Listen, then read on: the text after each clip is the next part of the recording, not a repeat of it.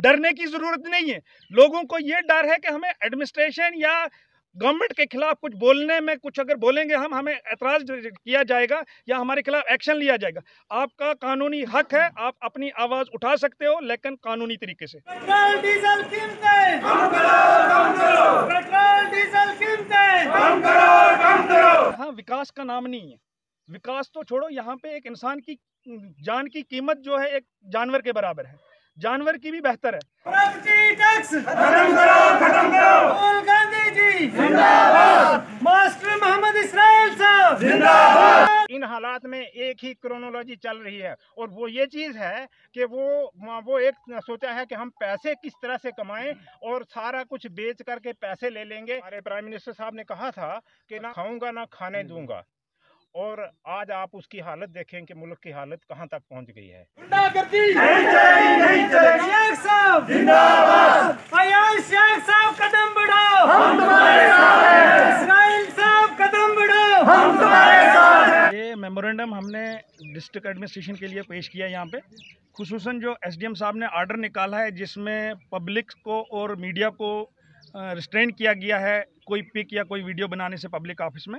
वो आर्डर जो है हमारे नज़र में गलत है और उसकी आड़ में जो है करप्शन को बढ़ावा मिलेगा, और हमने रिक्वेस्ट की है कि इसको तुरंत रिवोक किया जाए, और हमें उम्मीद है कि एसडीएम साहब इस पर तुरंत एक्शन लेके इसको रिवोक करेंगे और मीडिया को प्रॉपर अपना काम करने देंगे।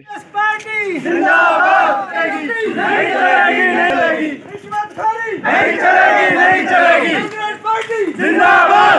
डीजल कीमतें कम करो, कम करो। पेट्रोल डीजल कीमतें कम करो, कम करो। प्रॉपर्टी टैक्स खत्म करो, खत्म करो। प्रॉपर्टी टैक्स खत्म करो, खत्म करो। पेट्रोल डीजल कीमतें कम करो, कम करो।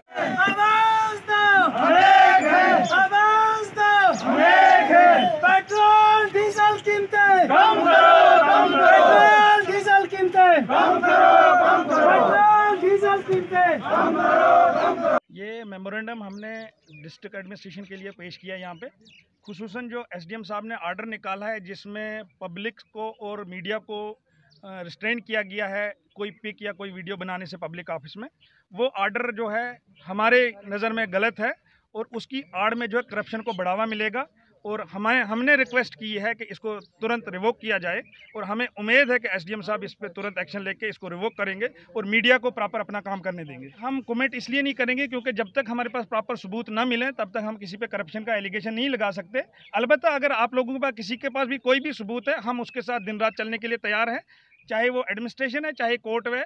इवन कि मैं ये भी आपको बता दूं, आप लोगों की सेफ्टी के लिए, आप लोगों की सिक्योरिटी के लिए अगर हम कोर्ट का दरवाज़ा भी खटखटाएं तो हमें कोई एतराज़ नहीं होगा, क्योंकि ये आर्डर जो है ये आपको अपना काम करने से जो है रोकेगा, और मीडिया एक इम्पॉर्टेंट पिलर है नेशन का, और इसको अगर इस तरीके से बैन करेंगे ये सरासर गलत होगा और जमहूरियत का कत्ल होगा। आपके माध्यम से मैं एडमिनिस्ट्रेशन तक ये आवाज़ पहुँचाना चाहूँगा कि जिस तरीके से आपने महंगाई से गरीब इंसान की कमर तोड़ी है, इसको तुरंत ठीक किया जाए। मैं छोटी सी एक एग्जांपल आपके थ्रू इस टाइम देना चाहूँगा कि हम जब एक गाड़ी खरीदने शोरूम में जाते हैं, लाखों रुपए का टैक्स हम वहाँ भरते हैं शोरूम प्राइस पे, और फिर जब रजिस्ट्रेशन सर्टिफिकेट बनाते हैं उस टाइम भी 10% लाखों रुपए टैक्स लिया जाता है। उसके बाद जब वन टोल प्लाजा आते हैं वहाँ पे भी हमसे टैक्स लिया जाता है। पेट्रोल और डीजल, दुनिया का सबसे महंगा पेट्रोल और डीजल हिंदुस्तान में बिक रहा है।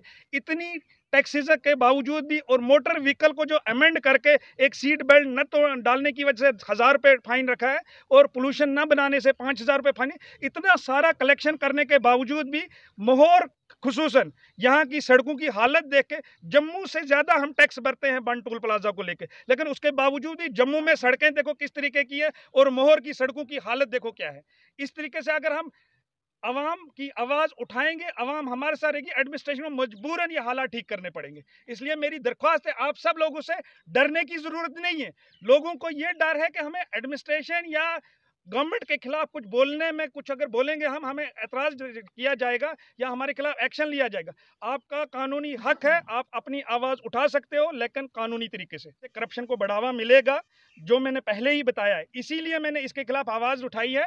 और मेरी यहाँ के तमाम पॉलिटिकल लीडरान से गुजारिश है कि इस टाइम पॉलिटिक्स को 2 मिनट के लिए साइड पर रख के ऐसी चीज़ों के खिलाफ आवाज़ उठाएं, चाहे वो यहाँ के डीडीसी है, चाहे यहाँ के एमएलए है, चाहे यहाँ के एक्स मंत्री है, या सरपंचेज और पंचेज और ब्लॉक चेयरमैन है। जब तक जब तक ये सारे पॉलिटिकल लीडर्स आके एक प्लेटफॉर्म पे आवाज ना उठाए तब तक करप्शन को बढ़ावा मिलता रहेगा। साथ दिया है क्योंकि एक अलायंस चल रहा था एनसी और कांग्रेस को लेके, हमने यहाँ पे मलिक साहब को सपोर्ट की है और उसके एवज में हमने कल उनको स्पेशली कॉल भी की थी, इन्विटेशन दिया था कि इस प्रोटेस्ट में शामिल हो। अब उनकी अपनी मजबूरियां क्या रहेंगी ये आप उनसे दरियाफ्त कर सकते हैं, लेकिन मेरी तरफ से इन्विटेशन उनको भी किया है। यहाँ विकास का नाम नहीं है, विकास तो छोड़ो, यहाँ पे एक इंसान की जान की कीमत जो है एक जानवर के बराबर है, जानवर की भी बेहतर है। मैंने एक नेशनल चैनल पे एक न्यूज़ देखी थी, उसमें एक घोड़ा जो है फ्लड में फंसता है और मीडिया वाले कवरेज कर रहे थे और गवर्नमेंट ने चॉपर के थ्रू जो है उस जानवर को वहां से उठाया और सेफ जोन में पहुंचाया। और यहाँ पे लातादाद हमारे लोग, भाई बहन, छोटे बच्चे जंगली जानवरों का शिकार हुए हैं, लेकिन आज तक यहाँ पे एडमिनिस्ट्रेशन जागी नहीं है और यहाँ के लीडर ने आज तक आवाज़ नहीं उठाई। उसी चीज़ को देखते हुए मुझे मजबूरन पॉलिटिक्स में आना पड़ा और ये आवाज़ में चाहे मरते दम तक उठाता रहूँगा, चाहे ये सुधार किसी तरीके से भी हो, हमें करना है इसको। आपको आज क्लियर कर देना चाहता हूँ क्योंकि आज मोहर की तमाम मीडिया, यहाँ पे गुलाबगढ़ की तमाम मीडिया मौजूद है, आप भी एक पॉजिटिव रोल लेके चलें। आप तमाम पॉलिटिकल लीडरान को यहाँ इनविटेशन दें कम से कम महीने में एक बार, और डिस्ट्रिक्ट एडमिनिस्ट्रेशन से हम रिक्वेस्ट करेंगे कि कम से कम महीने में डीसी साहब और एसएसपी साहब एक विजिट तहसील ऑफिस में करें, चाहे वो चसाना है, चाहे गुलाबगढ़ है, चाहे मोहर है। उससे जो है करप्शन को एक रोक लगेगी। हर ऑफिसर को, हर छोटे मुलाजिम को ये रहेगा कि मंथ के एंड पे डीसी साहब ने आना है, मंथ के एंड पे एसएसपी साहब ने आना है। उसकी वजह से जो है करप्शन को एक कंट्रोल होगा। और जो पॉलिटिकल लीडरान की बात मैं कर रहा हूँ, आप महीने में एक मीटिंग रखें, जो आते हैं वो भी अच्छा है, जो नहीं आते वो भी है, लेकिन एक आम मैसेज जाएगा पब्लिक के में कि कौन लीडर जो है हर महीने में मीटिंग में आता है और हमारे ग्रीवेंसेस रखता है और करप्शन को रोकता है। ये एक सोची समझी चाल है। आप लोगों को हर एक चीज़ से महरूम रखा गया। जब तक हम लोग बैकवर्ड रहेंगे तब तक पॉलिटिकल लीडर्स हम पे हुकूमत करते रहेंगे। जिस दिन अवेयरनेस हो गई, जिस दिन लोग सवाल जवाब करना स्टार्ट करेंगे, पॉलिटिकल लीडरान भी काम करना स्टार्ट करेंगे और एडमिनिस्ट्रेशन भी ईमानदारी से काम करेगी। जब हम अपने सवाल उठाएंगे तो जवाब हमें मिलता रहेगा। उस मीडिया के लिए मैंने जो कोशिश की है, शायद आज तक मोहर की एडमिनिस्ट्रेशन में या मोहर की हिस्ट्री में किसी ने नहीं की है। मेरी पूरी कोशिश है कि मीडिया को पूरा सपोर्ट करूं और मीडिया अपना काम करे, जिससे जो है तरक्की काम भी आगे बढ़े, करप्शन को भी कंट्रोल हो और गरीबों की आवाज़ जो है एडमिनिस्ट्रेशन तक पहुंचे। मैं पहले ही बोल चुका हूं, उसी चीज़ को मैंने रोकने के लिए एडमिनिस्ट्रेशन को, एसडीएम साहब को रिक्वेस्ट किया, रिटर्न में की है। और इतना भी मैं भरोसा दिला रहा हूं कि अगर एसडीएम साहब ने आर्डर रिवोक नहीं किया है, मुझे ये आर्डर मजबूरन कोर्ट में चैलेंज करना पड़ेगा और आपसे 100% श्योरिटी देता हूं कि इसको स्टे करा के रहूँगा, क्योंकि आर्डर जो है वायलेशन है फंडामेंटल राइट्स का, वायलेशन है लोगों के राइट्स का, और इससे जो है करप्शन को बढ़ावा मिलेगा। ये मैं कोर्ट में साबित करके दूंगा। एसडीएम साहब को मजबूरन ये आर्डर रिवोक करना करेगा। लेकिन फिर भी मैं आपको ये दरख्वास्त करता हूँ, शांत रहें, 2 दिन हफ्ते का टाइम दे दें, एसडीएम साहब खुद इस आर्डर को रिवोक करेंगे। हमारा ये इलाका था कि जब इसकी कोई आवाज़ जो है वो ऊपर नहीं पहुंचा करती थी। जब से हमारे यहाँ के नौजवान जो है वो मीडिया में आए और यहाँ की कवरेज होने लगी, हर एक मामला जो है वो उठाया जाने लगा, तो उससे ये है कि इस रियासत या आज हम कहते हैं यूटी है, इसके कोने कोने तक मोहर की आवाज़, गुलाबगढ़ की आवाज़ जो है वो पहुँचने लगी है।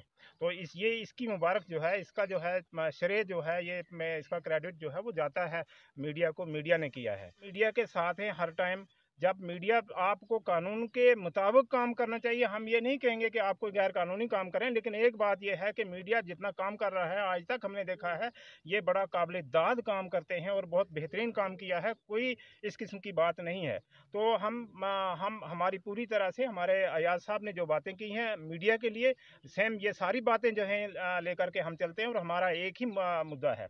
बाकी रही बात आज की, कि आज का ये जो प्रोटेस्ट करना पड़ा, हम एक चीज़ को लेकर के आज आए थे कि एक वक्त था हमारे किसी ने हमारे प्राइम मिनिस्टर साहब ने कहा था कि ना खाऊंगा ना खाने दूंगा, और आज आप उसकी हालत देखें कि मुल्क की हालत कहाँ तक पहुँच गई है।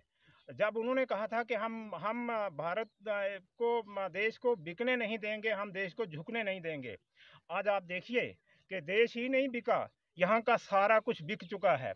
आज आप देखते हैं कि रेलवे स्टेशन बिक गए हैं, आज ट्रेनें बिक गई हैं, आज बस स्टैंड बिक गए हैं, आज रोड को प्राइवेट करके कंपनी को दिया जा रहा है। मैं आज ही बताता हूँ, जो रेलवे क्या नाम है, हमारी ये ट्रांसपोर्ट मिनिस्ट्री है, उसने 7,200 किलोमीटर रोड जो है वो इसके लिए आइडेंटिफाई की है, जिसको इस टाइम वो दिए जा रहे हैं लोगों को, जहाँ पर टोल टैक्स लगाए जाएंगे, जहाँ गरीब जो है उसको उस पर ये टैक्स चढ़ते हैं और उनको परेशान किया जाता है। क्या लगता है जिस तरह आज 60% से ज्यादा जो है तेल का जो है तेल की कीमत जो है वो बढ़ाई है। अयाज साहब ने आपके सामने ये बात सारी बताई है कि वो जो है इतना बहुत ज़्यादा जो कास्ट लगाई है, जबकि तेल की कीमत आज की डेट में बिल्कुल कम हो जानी चाहिए थी, क्योंकि इंटरनेशनल लेवल पर तेल कम हो चुका हुआ है, बहुत सस्ता हो चुका है। और आज की डेट में जो है तेल इतना महंगा है कि आज यहाँ जो गरीब लोग हैं वो गाड़ी पर जम्मू जाने के लिए मजबूर कर रहे हैं कि ऊंची नीची ज़मीन को यकसम कर रहे हैं। वो बहुत बेहतरीन तरीके से कर रहे हैं, वो मिटा रहे हैं। आज कोई गरीब जिस घर में बसता है वहाँ प्रॉपर्टी टैक्स लगाया जा रहा है। आज हो रहा है इस तरीके से कि जो कोई बस या किसी गाड़ी पर वो सफ़र करता था, तो आज वो मजबूर है कि मेरे पास कितने पैसे हैं फिर वो जाएगा। आज तो हर चीज़ महंगी हो गई है। इसीलिए जैसे वो खुद फकीर थे, वो सारे देश को फकीर बनाना चाहते हैं ताकि सभी झोला लें और चल पड़े। इसी के लिए इसी चीज़ पर चल रहे हैं। एक ही बात है, इन्होंने एक ही बात है, मुझे ये लगता है कि इन्होंने सीखा था अंग्रेज़ों से, जो है डिवाइड एंड रूल की पॉलिसी जो थी उनकी, वही पॉलिसी आज जो है वोट लेने के लिए की जाती है। लोगों को तकसीम कर दिया जाता है। यहाँ के जो हम अंग्रेज़ों के खिलाफ लड़ते थे, आज हमारे आपस में लोगों को लड़ा करके वोट ले लेते हैं, आपस में नफरतें डाल करके वोट ले लिए जाते हैं। लेकिन जो है डेवलपमेंट का जो है वो जो है नामो निशान नहीं है। आज देखिए 2 साल से हमारी जीडीपी जो है वो गिरती चली जा रही है, माइनस में चली गई है। हालात में एक ही क्रोनोलॉजी चल रही है, और वो ये चीज़ है कि वो एक सोचा है कि हम पैसे किस तरह से कमाएं और सारा कुछ बेच करके पैसे ले लेंगे। लाखों लोग जो हैं वो बेरोजगार हो चुके हैं, और मुल्क की हालत इस कदर अबतर होती जा रही है और इस तरह से अनस्टेबल होती जा रही है, और हमारा माशरा भी अनस्टेबल है इस टाइम में।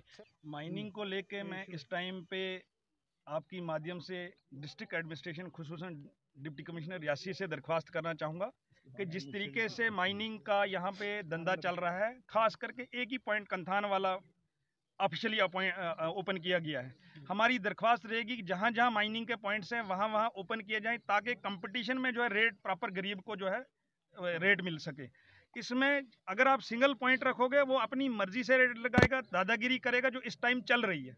और जब आप 10 जगह माइनिंग ओपन करोगे तो ऑटोमेटिकली रेट कम होगा। और इसके लिए भी हमें दरख्वास्त ये रखनी है कि डिस्ट्रिक्ट रियासी से बाहर जो है नेचुरल रिसोर्सेज हमारे ना जाएं, जैसे कि पुंछ और रजौरी से आके बजरी रेत यहाँ से ले रहे हैं और यहाँ के आवाम को नहीं मिल रहा है। ये सरासर गलत है, इसको भी कंट्रोल किया जाए। और जिस तरीके से बिजली और पानी के बिल लोगों के आ रहे हैं, बिजली हमारी सब्ज पेड़ों के साथ लटकी हुई है और हर वक्त खतरा रहता है किसी टाइम भी किसी बच्चे की जान जाएगी। जैसे पीछे हमारे बड़े नौजवान साथी ये इस दुनिया से चल भी बसे बिजली की वजह से।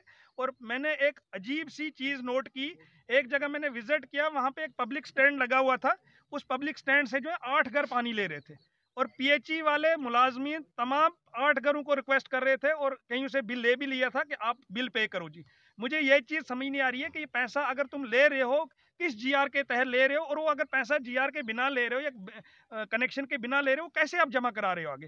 एडमिनिस्ट्रेशन को चाहिए इन चीज़ों को चेक करे। ऐसा ना हो कि हमें फिर अपने हाथ में कमांड लेनी पड़े, और हम जब आरटीआई लगा के रिकॉर्ड निकालेंगे यकीनन कि इसमें एफआईआर लगेंगी जो गलत पैसा लोगों का इस्तेमाल किया जा रहा है। जो यहाँ के गरीब लोग हैं, जो यहाँ पर पीएमएवाई के मकान बनाते हैं, बहुत इंतहाई गरीब लोग, उनको कंथान से जो रेत या बजरी मिलती है वो 25-30 हज़ार रुपए की यहाँ पर उनको मिलती है।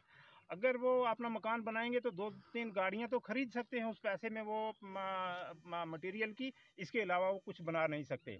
मैंने सबसे पहले जाकर के जिस दिन मेरी ओथ हुई थी उसी दिन मैंने डीसी मैम जो पहले थी, आप डीसी साहब नए आए हैं, मैंने उनसे रिक्वेस्ट की थी कि हमारा जो है इस इलाके की जो माइनिंग का जो है सिलसिला, ये किसी तरीके से गवर्नमेंट तक हमारी बात पहुंचा करके इसको खुलवा दीजिए, या आप अपने लेवल पर इस चीज़ को मद्देनज़र रखते हुए कि वहाँ के लोग जो हैं वो इंतहा गरीब हैं और पीएमएवाई का मकान बनाने वाले हमारी पंचायतों में जो काम की हालत जो अबतर से अबतर होती जा रही है। हम चाहते हैं कि यहाँ आज भी हमारे पक्का पाथ बनने के लिए हमारे रास्ते खुले नहीं हैं। आज भी हमारे लोग जो हैं वही कच्चे रास्ते, कीचड़ वाले रास्ते पर उनको चलना पड़ता है। तो हम चाहते थे कि यहाँ के पाथ जो हैं वो भी पक्के बने, अच्छी यहाँ की सड़कें हमारी अच्छी हो जाएं, हमारे जो ब्राइडल पाथ हैं वो अच्छे हो जाएं।